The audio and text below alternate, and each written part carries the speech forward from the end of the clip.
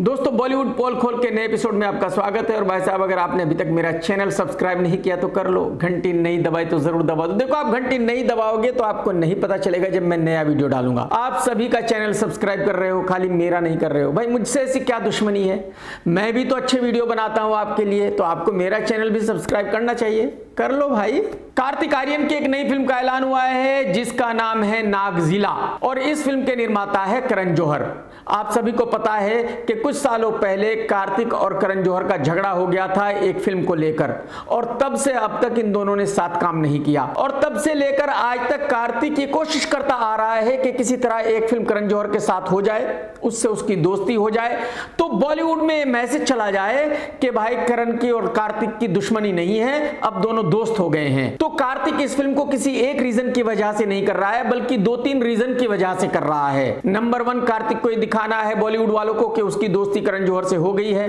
Number 2, उसको ऐसा लगता है कि भाई अब अगर वो नागों की फिल्म करेगा तो वो फिल्म सुपरहिट हो जाएगी। अगर वो नाग का रोल प्ले करेगा तो वो फिल्म बहुत बड़ी हिट हो जाएगी। और मैं आपको ये बता दूं कि इससे पहले भी ये हो चुका है। श्रीदेवी जी ने एक फिल्म की थी, उस वक्त सभी ये कह रहे थे कि ये फिल्म बिल्कुल नहीं चलेगी। उस फिल्म में श्री जी ने एक नागिन का रोल प्ले किया था और फिल्म सुपर डुपर ब्लॉकबस्टर रही थी। लेकिन अब सोचने और समझने वाली बात यह है कि क्या आज भी ऐसा माहौल है, क्या आज भी इतना अंधविश्वास है कि लोग ये यकीन करेंगे कि एक सांप आदमी बन सकता है, एक सांप जानवर बन सकता है, एक सांप जो चाहे वो रूप धारण कर सकता है, एक सांप जिसको चाहे उसको डस सकता है। और अगर 21वीं सदी में भी लोग इन बातों पर यकीन करते हैं तो फिर मेरा दूसरा क्वेश्चन ये है कि अगर पब्लिक को नागों की कहानी ही देखनी है तो एकता कपूर नागिन 1, 2, 3, 4 बना चुकी है। तो जिनको सांपों की कहानी देखनी है वो अपने घर पर बैठकर नागिन सीरियल देखेंगे।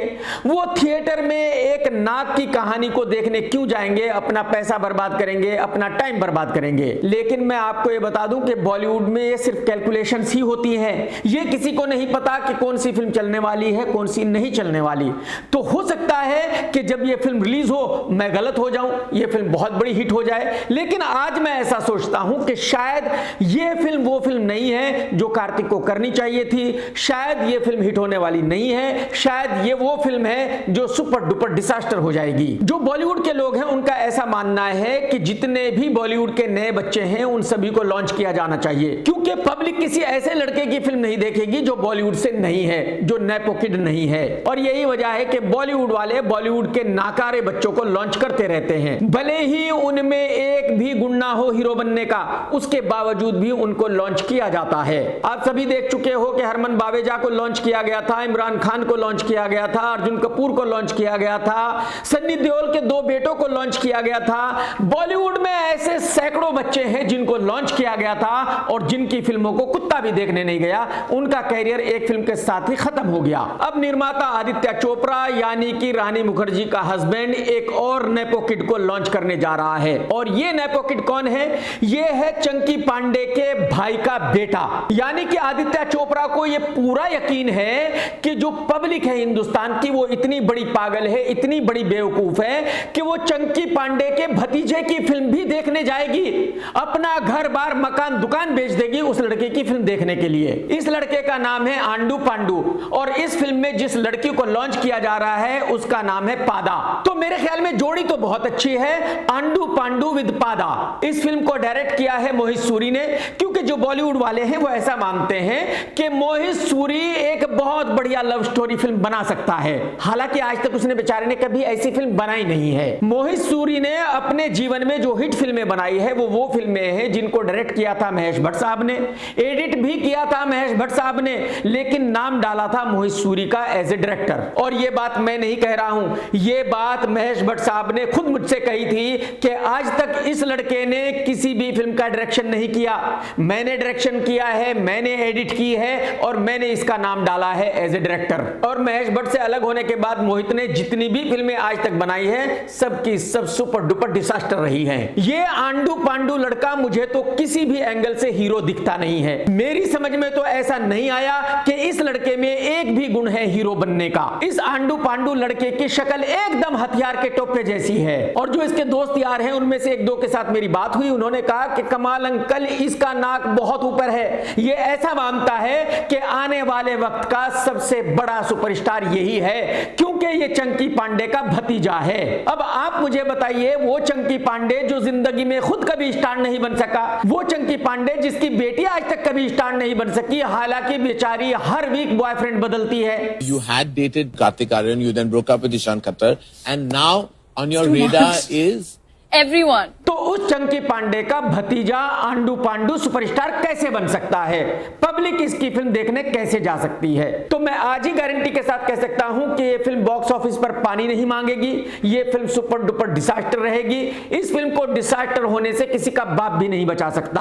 और एक बार फिर से मैं बॉलीवुड वालों से कहना चाहता हूं कि ये अपनी घटिया हरकतें बंद कर दो। आप ये ऐसे ऐसे बच्चों को लॉन्च करना बंद कर दो जिनमें हीरो बनने का एक भी गुण नहीं है, क्योंकि ये जो पब्लिक है जो थिएटर में जाकर आपकी फिल्में देखती है, इनके पास हराम का पैसा नहीं है। ये बड़ी मेहनत से पैसे कमाते हैं। तो जाहिर सी बात है, अगर ये अपना टाइम खर्च करेंगे, अपने पैसे खर्च करेंगे, तो किसी आंडू पांडू की फिल्म देखने नहीं जाएंगे। पुलकित सम्राट और कैटरीना की बहन ईशा की एक फिल्म आने वाली है जिसका नाम है सुस्वागतम। यह फिल्म पिछले 2-3 साल से बनकर तैयार पड़ी हुई है, रिलीज नहीं हो रही है। उसकी वजह यह है कि इस फिल्म में पैसे लगे थे वसीम कुरैशी के। वसीम कुरैशी कौन है? वसीम कुरैशी वो है जिसकी मुंबई पुलिस तलाश कर रही है महादेव ऐप घोटाले में। वसीम कुरैशी वो है जो हिंदुस्तान छोड़कर भाग गया है, हिंदुस्तान में वांटेड है। तो अब इस फिल्म की पब्लिसिटी से वसीम कुरैशी का नाम हटा दिया गया है, कुछ और निर्माता का नाम डाला गया है और अब इस फिल्म को रिलीज करने की कोशिश की जा रही है। तो जहां तक मेरी नॉलेज है उसके हिसाब से ये बात सीबीआई को भी पता है, ये बात मुंबई पुलिस को भी पता है, ये बात दिल्ली पुलिस को भी पता है, ये बात ईडी को भी पता है। और अगर इन जांच एजेंसियों ने इस प्रोजेक्ट की इंक्वायरी की तो फिर जाहिर सी बात है उनको सब पता चल जाएगा और फिर शायद ये फिल्म रिलीज नहीं होगी, कभी भी रिलीज नहीं होगी। आदित्य चोपड़ा की पत्नी रानी मुखर्जी एक फिल्म किया करती है जिसका नाम है मर्दानी। मर्दानी 1 और 2 बन चुकी है, अब 3 बनने जा रही है। मर्दानी 1 भी सुपर फ्लॉप थी, 2 भी सुपर फ्लॉप थी और जाहिर सी बात है 3 भी सुपर फ्लॉप ही होगी, लेकिन फिर भी ये फिल्म बनेगी। अब आप ये पूछेंगे कि भाई फिर ये फिल्म क्यों बनेगी? उसकी वजह यह है कि रानी का पति आदित्य बहुत बड़ा निर्माता है, उसको घंटा फर्क नहीं पड़ता 40-50 करोड़ रुपए से। आदित्य को अपनी बीवी रानी को बिजी रखना है, वो बिजी रहेगी तो आदित्य का पीछा छोड़ेगी, नहीं तो हर वक्त आदित्य के पीछे रहेगी। और अगर हर वक्त पीछे रहेगी तो आदित्य बेचारा कुछ कर नहीं पाएगा, समझ रहे हो ना? और रानी मुखर्जी भी बेचारी दिन रात घर पर बैठकर क्या करे भाई? कोई और हीरो तो उसको अपनी फिल्म में अब लेगा नहीं क्योंकि वो शादीशुदा है, बच्चों की अम्मा है। और ये बात तो मैं आप लोगों को 100 बार बता चुका हूं कि जो लड़की एक बार हीरोइन बन गई है वो मरते दम तक हीरोइन ही बने रहना चाहती है। तो जाहिर सी बात है रानी भी न्यूज में रहना चाहती है, रानी भी हीरोइन बने रहना चाहती है। तो रानी के पास भी एक ही चारा है कि वो हर 2 साल के बाद एक मर्दानी सीरीज बनाए। तो इस फिल्म की शूटिंग जल्दी चालू होने वाली है और ये फिल्म अगले साल 27 फरवरी को रिलीज होगी। गए फ्राइडे को करण जौहर की फिल्म केसरी 2 रिलीज हुई थी और सुपर डुपर डिजास्टर हो गई।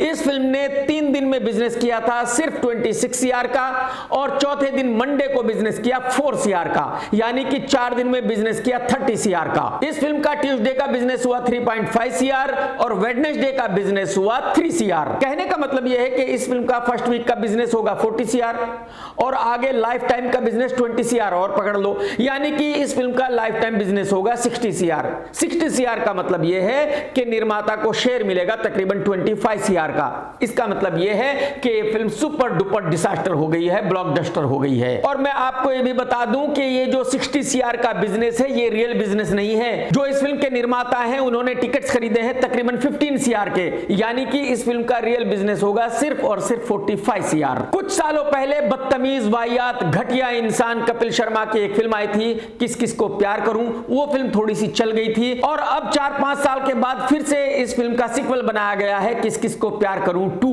पिछले एक महीने से इस फिल्म के पोस्टर रिलीज किए जा रहे हैं। पोस्टर 1 रिलीज हुआ, 2 रिलीज हुआ, 3 रिलीज हुआ, 4 रिलीज हुआ। यानी कि इस फिल्म के जो बनाने वाले हैं उनको ऐसा लग रहा है कि कपिल शर्मा बहुत बड़ा सुपरस्टार है, तो उसकी फिल्म के पहले तो 4-5 पोस्टर्स रिलीज किए जाने चाहिए, फिर टीजर रिलीज किया जाएगा, फिर ट्रेलर रिलीज किया जाएगा, फिर गाने रिलीज किए जाएंगे, और इतना सब होने के बाद यह फिल्म इतनी गर्म हो जाएगी कि हिंदुस्तान का बच्चा बच्चा अपना घर बार मकान दुकान बेचकर इस फिल्म को देखने जाएगा। यह फिल्म ब्लॉकबस्टर हो जाएगी। लेकिन इस फिल्म के बनाने वालों से मैं कहना चाहूंगा कि कपिल शर्मा इतना बदतमीज वाहियात घटिया इंसान है कि उसकी फिल्म किसी को देखनी नहीं है। कपिल शर्मा ने पिछले 5 साल में 4-5 फिल्में की है, सब की सब डिजास्टर रही है, और इस फिल्म का भी डिजास्टर होना तय है, गारंटी है। क्योंकि कपिल शर्मा के ऑफिस बॉय, ड्राइवर, नाई, धोबी, कसाई, हलवाई को भी यह फिल्म नहीं देखनी, सिक्योरिटी गार्ड को भी यह फिल्म नहीं देखनी, कपिल शर्मा के पड़ोसियों को भी यह फिल्म नहीं देखनी, तो पब्लिक की तो बात ही छोड़ दीजिए। मैंने अपने पिछले वीडियो में विक्रम भट्ट की फिल्म हॉन्टेड 2 के बारे में बताया था, तो बहुत सारे लोगों ने कमेंट्स करके बताया कि यह फिल्म तो कई साल पहले बन चुकी है और रिलीज हो चुकी है। मैं आपको बताना चाहूंगा कि आप लोग बिल्कुल सही कह रहे हो। विक्रम भट्ट हॉन्टेड फिल्म बना चुका है, रिलीज कर चुका है, लेकिन अब ये जो फिल्म बन रही है ये हॉन्टेड 2 है। इसके जो बनाने वाले हैं यानी कि जो विक्रम भट्ट है और जो प्रोड्यूसर है वो ये लिखना भूल गए कि ये पार्ट 2 है, तो यानी कि ये फिल्म उस फिल्म का सीक्वल है। क्योंकि विक्रम भट्ट को ऐसा लगता है कि अब पब्लिक हॉरर फिल्में देख रही है और अब अगर वो इसका पार्ट 2 बनाएगा तो ये फिल्म सुपर डुपर हिट हो जाएगी। अपने टाइम में अच्छा फेमस एक क्रिकेटर था जिसका नाम है अमित मिश्रा, हमारा दोस्त है, लेकिन हमें आज तक ये बात पता नहीं थी जो अब न्यूज में आई है। आप सभी जानते हैं कि जितने भी क्रिकेट खेलने वाले लड़के हैं उनका जिंदगी में एक ही सपना होता है कि उनकी शादी या तो किसी मॉडल लड़की से हो जाए या तो एक्ट्रेस से हो जाए, लेकिन इनको ये नहीं पता कि ये बहुत खतरनाक काम है, ये इतना इजी काम नहीं है। यही वजह है कि बहुत सारे क्रिकेटर्स की शादी हुई और डिवोर्स हो गया। अमित मिश्रा की शादी हुई थी एक मॉडल लड़की से जिसका नाम है गरिमा तिवारी, और अब गरिमा तिवारी ने पुलिस कंप्लेन की है अमित मिश्रा और उसके घर वालों के खिलाफ, और गरिमा ने बहुत ही गंभीर इल्जाम लगाए हैं अमित मिश्रा पर। गरिमा ने बताया कि जब उनकी शादी हो रही थी तो अमित के घर वालों ने कहा था कि उनको 10 लाख रुपए कैश चाहिए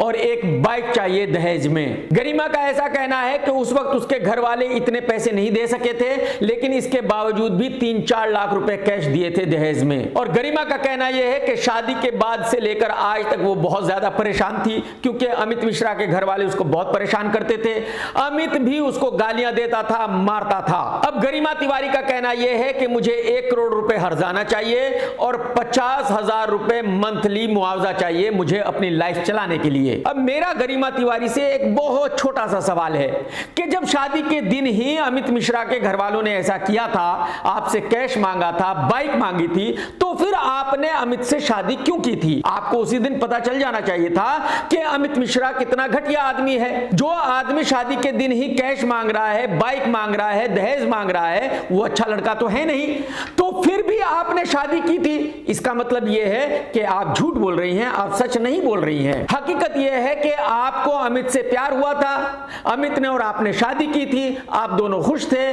फिर दोनों में झगड़ा शुरू हो गया और फिर नौबत इस बात पे आई कि अब आपको डिवोर्स लेना पड़ रहा है। तो ठीक है, डिवोर्स ले लीजिए, लेकिन झूठ बोलकर डिवोर्स क्यों ले रही हो, मेरी समझ में ये नहीं आ रहा है।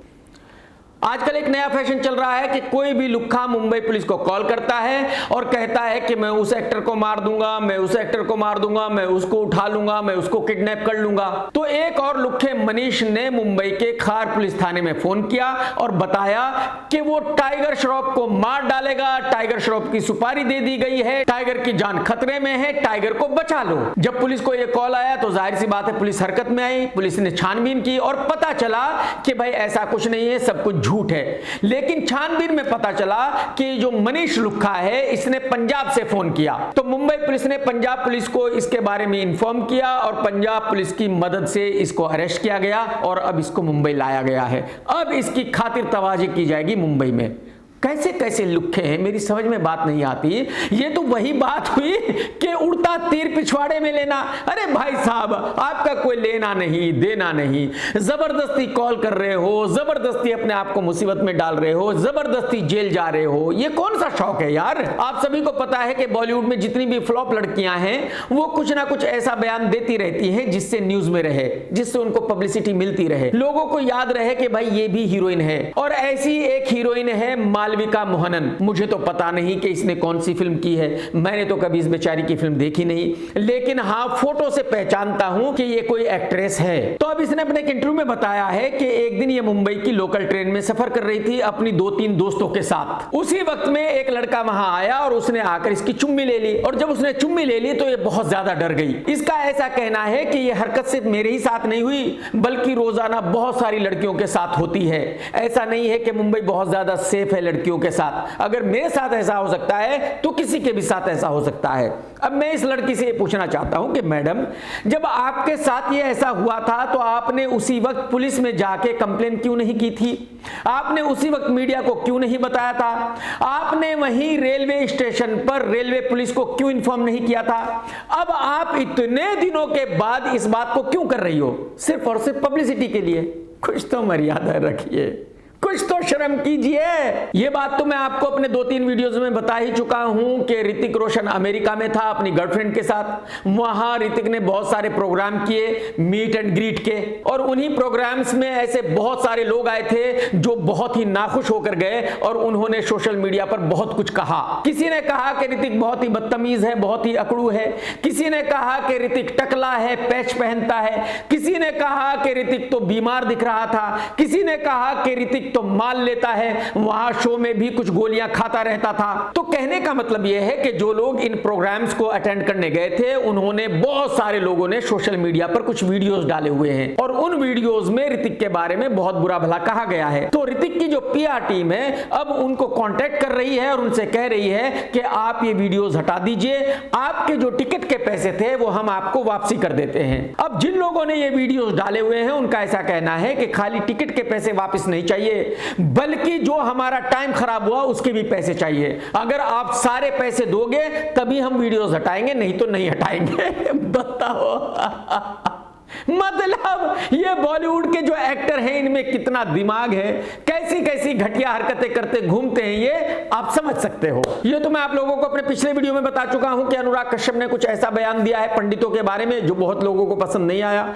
बहुत सारे पंडित हैं जो बहुत ही नाराज हो गए हैं। अनुराग कश्यप पर एफआईआर भी हुई है, अनुराग कश्यप ने माफी भी मांगी है, लेकिन फिर भी ये बवाल थमने का नाम नहीं ले रहा है। बॉलीवुड में एक राइटर है मनोज मुंतशिर शुक्ला, वो भी पंडित है। तो जाहिर सी बात है जब उन्होंने अनुराग का यह बयान पढ़ा सुना तो उनको भी गुस्सा आ गया। अब मनोज ने अनुराग कश्यप से कहा है कि भाई साहब औकात में रह, तेरी इतनी औकात नहीं कि तू किसी पंडित के ऊपर मूत सके, तेरे पूरे खानदान की भी इतनी औकात नहीं कि तू किसी पंडित के ऊपर मूत सके, और अगर तेरी औकात है तो मेरे ऊपर मूत के दिखा, और मैं तुझे और भी पंडितों के नाम देता हूं, उनमें से किसी के ऊपर मूत के दिखा, फिर तुझे पता चलेगा कि पंडित कौन है। कहने का मतलब यह है कि मनोज मुंतशिर ने अनुराग कश्यप की खूब जम के मां बहन की है और अनुराग कश्यप बिल्कुल चुप है। अनुराग भाई बेइज्जती करा ली ना फालतू में, क्यों आप हर 2-4 महीने के बाद बेइज्जती कराते रहते हो? क्या शौक है आपको अपनी बेइज्जती कराने का यार? कसम रावण की, आप में से कुछ लोग इमरान खान को जानते होंगे। वही इमरान खान जो टिंगो आमिर खान का भांजा है, कभी एक्टर हुआ करता था, आजकल अपने घर पर बैठा हुआ है फ्लॉप होकर। 2011 में इमरान ने एक लड़की अवंतिका से शादी की थी और उस वक्त यह बताया गया था कि ये लड़की बहुत ही अमीर है, इसका फादर बहुत अमीर है, इसके पास बहुत पैसा है, यही वजह है कि इमरान ने इससे शादी की है। तकरीबन 1-2 साल पहले दोनों का डिवोर्स हो गया है और अब अवंतिका ने ऑफिशियली बताया है कि उसने इमरान से डिवोर्स क्यों लिया था। अवंतिका का कहना यह है कि इमरान का कैरियर खत्म हो गया था, इमरान के पास काम नहीं था, इमरान के पास पैसे नहीं थे और मेरे भी पास पैसे नहीं थे। तो अगर मुझे कहीं ट्रेवल करना होता था तो टिकट खरीदने के भी मेरे पास पैसे नहीं होते थे और इमरान के पास भी नहीं होते थे, तो जिंदगी कैसे चलती? यही वजह है कि मेरी जिंदगी बिल्कुल खत्म हो चुकी थी, मुझे ऐसा लग रहा था कि मैं मर चुकी हूं और यही वजह है कि मैंने इमरान से डिवोर्स लिया। तो इसका मतलब यह हुआ कि वो पहले वाली थ्योरी बिल्कुल गलत थी कि अवंतिका बहुत ही रिच बाप की बेटी है, और इससे फिर फिर से साबित हो गया जो मैं हमेशा कहता हूं कि कोई भी लड़की एक फ्लॉप आदमी के साथ नहीं रह सकती। एक फ्लॉप आदमी के साथ कोई भी लड़की क्यों अपनी जिंदगी गुजारेगी भाई? अरे भाई, अगर एक आदमी कामयाब है तभी उसकी बीवी उसकी इज्जत करेगी, तभी उसकी बीवी उसके साथ रहेगी, नहीं तो बिल्कुल नहीं रहेगी। कसम राजस्थान के उस काले हिरन की जो अपनी जिंदगी से बहुत ज्यादा परेशान था, जिसको किसी ने नहीं मारा था, जिसने खुदकुशी कर ली थी, जानवी कपूर ने एक कमाल का बयान दिया है। यह तो मैं आप लोगों को कितनी बार बता चुका हूं कि बॉलीवुड के जितने भी बच्चे हैं वो सब 8वीं 9वीं फेल हैं, किसी ने भी 10th पास नहीं की। तो जाहिर सी बात है इन बच्चों को नॉलेज नहीं है, इन बच्चों में बिल्कुल दिमाग नहीं है, कुछ भी उल्टे सुल्टे बयान देते रहते हैं। अब जानवी कपूर ने कहा है कि ये जो मर्द हैं इनकी समझ में ही नहीं आता कि जब लड़की को पीरियड्स होते हैं तो कितनी प्रॉब्लम होती है। अगर कहीं इन मर्दों को भी ये सब झेलना पड़ता, इनको भी माहवारी होती तो न्यूक्लियर वॉर हो जाता। अब मुझे आप बताइए कि माहवारी से न्यूक्लियर वॉर का क्या लेना देना है?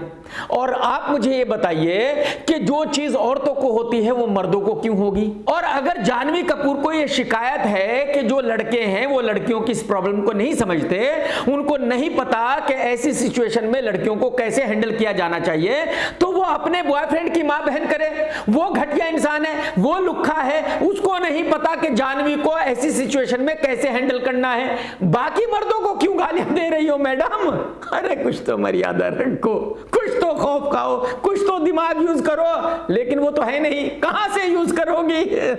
ये तो आप सभी जानते हैं कि उर्वशी रौतेला कुछ ना कुछ ऐसा बयान देती रहती है जिससे न्यूज में बनी रहती है, लोग उसको पागल कहते रहते हैं और वो फिर भी ऐसे बयान देती रहती है। अब कुछ दिनों पहले उर्वशी ने एक ऐसा बयान दे दिया था जिसको सुनकर बहुत सारे हिंदू बहुत ज्यादा नाराज हो गए हैं। उर्वशी ने कह दिया था कि उत्तराखंड में एक उर्वशी मंदिर है जो उसके नाम पर बनाया गया है, और सिद्धार्थ ने बिल्कुल क्लियरली उर्वशी से पूछा था कि आपकी ही पूजा होती है, लोग आपकी ही पूजा करते हैं उस मंदिर में? और इस लड़की ने कहा था कि हां, आप जरा देख लीजिए, प्रॉपर मंदिर है आपके नाम। हाँ, उर्वशी मंदिर। तो माने माथा टेकते हैं और आपसे ब्लेसिंग लेते हैं। मंदिर है तो वही तो करेंगे। लेकिन अब उर्वशी रौतेला ये कह रही है कि नहीं, उसने तो ये कहा ही नहीं था, उसने तो कुछ और कहा था, लोग उसकी बात समझते ही नहीं है। मैडम बिल्कुल सही है, आप अनपढ़ हो, आपको नहीं पता आप क्या कहती हो, तो एक अनपढ़ लड़की की बात पब्लिक कैसे समझेगी? बात समझ रही हो?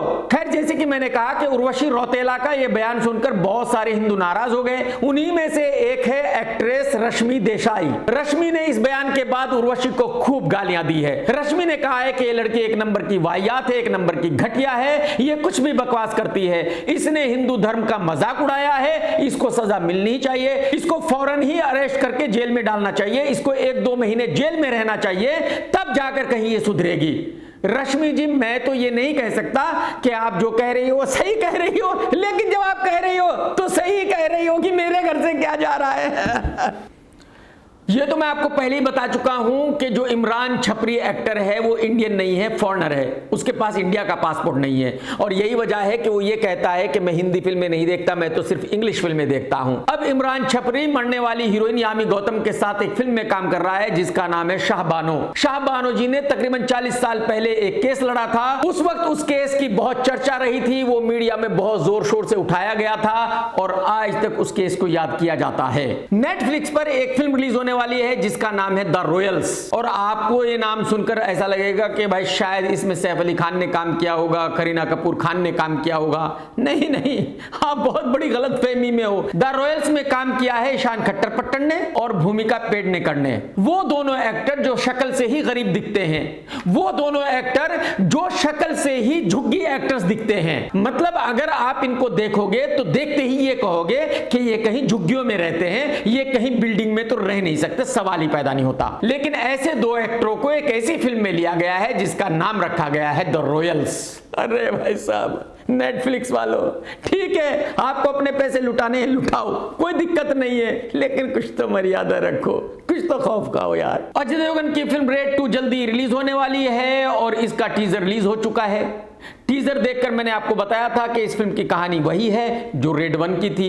रेड 1 में भी अजय देवगन एक नेता के घर पर छापा मारता है, दोनों की दुश्मनी हो जाती है।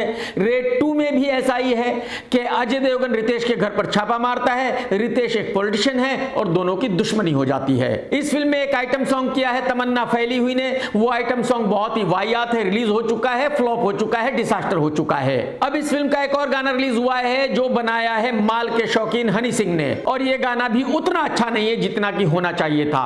कहने का मतलब ये है कि ये गाना भी ब्लॉकबस्टर होने वाला नहीं है। तो अब तक जो कुछ भी रिलीज हुआ है, जो कुछ भी दिखाया गया है रेड 2 का, उसको देखकर ऐसा नहीं लगता कि ये फिल्म बहुत बड़ी हिट होने वाली है। अब देखने वाली बात यह होगी कि जब ये फिल्म रिलीज होगी तो पहले दिन का बिजनेस क्या होगा। मुझे ऐसा लगता है कि इस फिल्म का पहले दिन का बिजनेस होगा 4 to 7 CR के बीच में, लेकिन जो इस फिल्म के निर्माता है भूषण कुमार साहब, उनको ऐसा लगता है कि इस फिल्म का पहले दिन का बिजनेस होगा 15 CR, इस फिल्म का लाइफ टाइम बिजनेस होगा 150 CR। बताओ मतलब क्या क्या सोचते हो भूषण कुमार साहब। अरे भाई साहब, कौन सी दुनिया में हो, कौन से सपनों में जी रहे हो। मुझे नहीं लगता आप जमीन पर हो भाई साहब, आप मुझे लगता है मार्स पर रह रहे हो आजकल। आप सभी जानते हैं कि बॉलीवुड के तकरीबन सभी एक्टरों ने, निर्माताओं ने, डायरेक्टरों ने दुबई में घर खरीदे हुए हैं।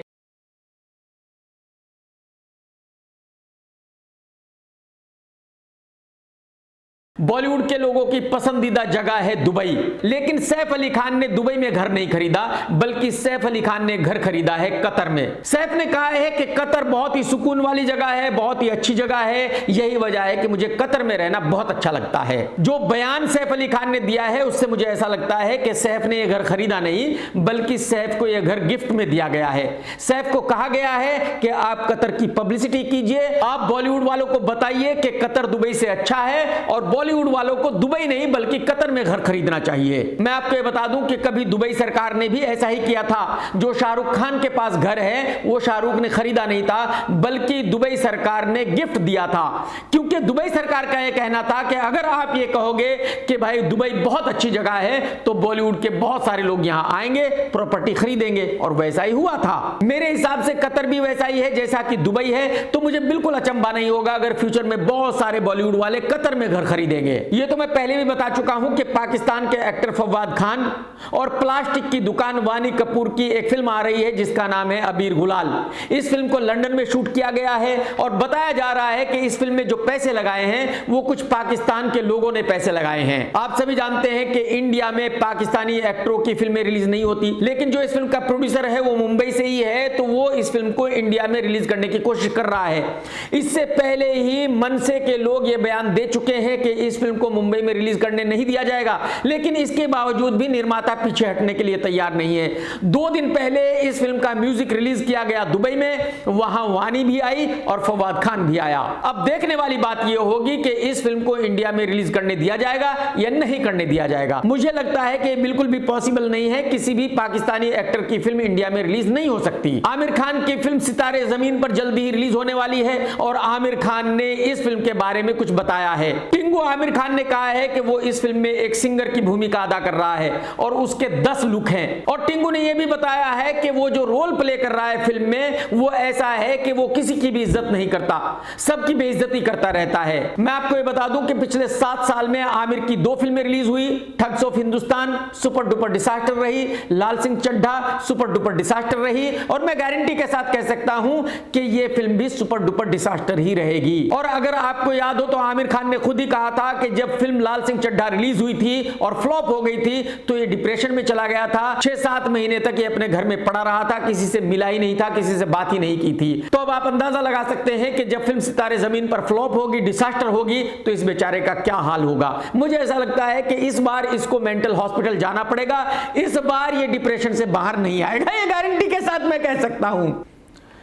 मेरे वीडियोस पे बहुत सारे लोग नीचे कमेंट्स करके ये कहते रहते हैं कि मैं शाहरुख खान के बारे में कुछ नहीं कहता, मैं बाकी सब लोगों के बारे में कहता हूं। अरे भाई साहब, अगर फिल्म सलमान की रिलीज हो रही है तो जाहिर सी बात है सलमान के बारे में कहूंगा, आमिर खान की रिलीज हो रही है तो उसके बारे में कहूंगा, किसी और एक्टर की फिल्म रिलीज हो रही है तो उसके बारे में कहूंगा, यानी कि फिल्म किसी और की रिलीज हो रही है और मैं जबरदस्ती SRK के बारे में बात करूं। क्यों करूं भाई?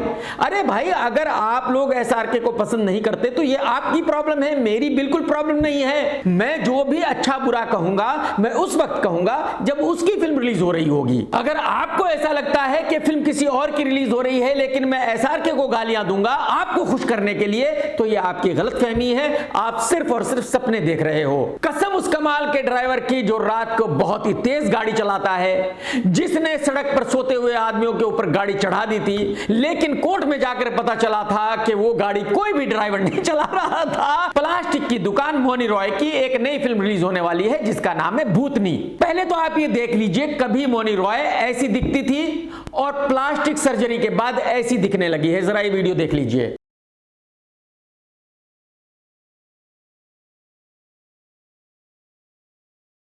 आप में से बहुत सारे लोग शायद ऐसा मानते हैं कि अगर प्लास्टिक सर्जरी करा ली तो वो हमेशा के लिए वैसी ही बनी रहती है। नहीं, ये पॉसिबल नहीं है। एक्चुअली होता ऐसे है कि जैसे हेमा मालिनी जी के चेहरे पर बहुत सारी झुर्रियां थी, अब उन्होंने वो झुर्रियां ठीक कराई है, तो क्या होता है कि यहां वायर डाले जाते हैं और उन वायर्स को अंदर डाल के खींचा जाता है, तो जो स्किन है वो टाइट हो जाती है। लेकिन ये वायर हमेशा के लिए नहीं होते। प्रॉब्लम ये है, ये वायर फिर से 1 साल, 1.5 साल या 2 साल के बाद डलवाने होते हैं। अगर नहीं डलवाओगे तो फिर खाल लटक जाएगी। तो अगर किसी ने एक बार ये वायर डलवा लिए हैं और खाल को खिंचवा लिया है तो उसको बार बार ये कराते रहना पड़ेगा जब तक वो जिंदा रहेगा। और यही वजह है कि ये प्रोसीजर बहुत ही डिफिकल्ट है, बहुत ही खतरनाक भी है। लेकिन बहुत सारे ऐसे लोग हैं जो झुर्रियां पसंद नहीं करते, जिनको बूढ़ा नहीं दिखना, तो जाहिर सी बात है वो इस प्रोसीजर को किया करते हैं। और कुछ दिनों पहले जया बच्चन जी ने कहा था कि भाई मुझे मेरी झुर्रियां पसंद है, मुझे सर्जरी नहीं करानी है, और मैं भी उन्हीं में से एक हूं। मैं कैसा भी दिखूं, कितना भी बूढ़ा दिखूं,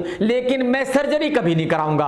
मर जाऊंगा, सर्जरी नहीं कराऊंगा भाई साहब। तो प्लास्टिक की दुकान मौनी हाय की एक फिल्म आ रही है जिसका नाम है भूतनी, और मौनी का ऐसा कहना है कि मैं इतनी बड़ी सुपरस्टार हूं, इतनी बड़ी सुपरस्टार हूं कि इस फिल्म को ओपनिंग लगेगी कम से कम 10 करोड़ रुपए की। ये फिल्म कम से कम बिजनेस करेगी 200 से 250 करोड़ रुपए का।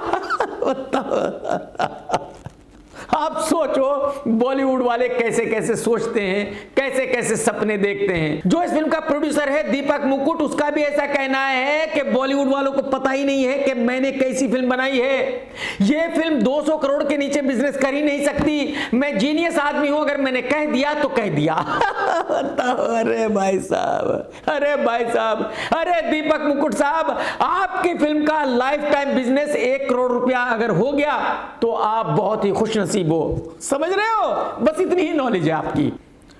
बॉलीवुड में एक फ्लॉप एक्ट्रेस है जिसका नाम है नुसरत भरूचा। कुछ दिनों पहले ये लड़की केदारनाथ गई थी, और जब इस लड़की ने केदारनाथ की वीडियो पोस्ट की, फोटो पोस्ट किए, तो बहुत सारे लोगों ने इसको बहुत कुछ कहा। इस बेचारी को ट्रोल किया, इसको कहा कि तू तो मुस्लिम है, तू केदारनाथ मंदिर क्या करने गई थी, क्यों गई थी। अब नुसरत भरूचा ने उन लोगों को जवाब दिया है और कहा है कि आप लोग कुछ भी करो, मुझे कोई फर्क नहीं पड़ता, मैं तो केदारनाथ मंदिर भी जाऊंगी और मैं तो नमाज भी पढ़ूंगी। अब मैं नुसरत से पूछना चाहता हूं कि इसका मतलब यह हुआ मैडम कि आपको अपने इस्लाम के ही बारे में पता नहीं, क्योंकि इस्लाम में बिल्कुल साफ अल्फाजों में कहा गया है कि अगर आप मुस्लिम हैं, इस्लाम को फॉलो करती हैं, तो आप मंदिर में नहीं जा सकती, आप बुत परस्ती नहीं कर सकती, आप पूजा नहीं कर सकती, और अगर आप करती हो तो फिर आप मुसलमान नहीं हो। तो जो आप कह रही हो कि आप मंदिर में पूजा भी करोगी और आप नमाज भी पढ़ोगी, इसका मतलब यह हुआ कि आपको खुद ही आपके रिलीजन के बारे में पता नहीं है। एक्चुअली ना ही आप हिंदू हो, ना ही आप मुसलमान हो, आप नास्तिक हो। तो मुझे ऐसा लगता है कि आप जो कुछ भी कर रही हो वो सिर्फ और सिर्फ पब्लिसिटी के लिए कर रही हो। आपको हमेशा ऐसा कुछ ना कुछ करते रहना है जो लोगों को याद रहे कि हाँ भाई आप एक एक्ट्रेस हो। अरे भाई हो, हमने भी मान लिया कि आप एक्ट्रेस हो, ज्यादा ड्रामा करने की जरूरत नहीं है मैडम जी, आप यकीन कीजिए। दोस्तों, अगर आज का ये वीडियो आपने देखा है तो लाइक करना बिल्कुल मत भूलना, कमेंट्स करके जरूर बताना कि आज का वीडियो आपको कैसा लगा। टेक केयर दोस्तों, tata bye bye, love you, जय हिंद, सत्यमेव जयते।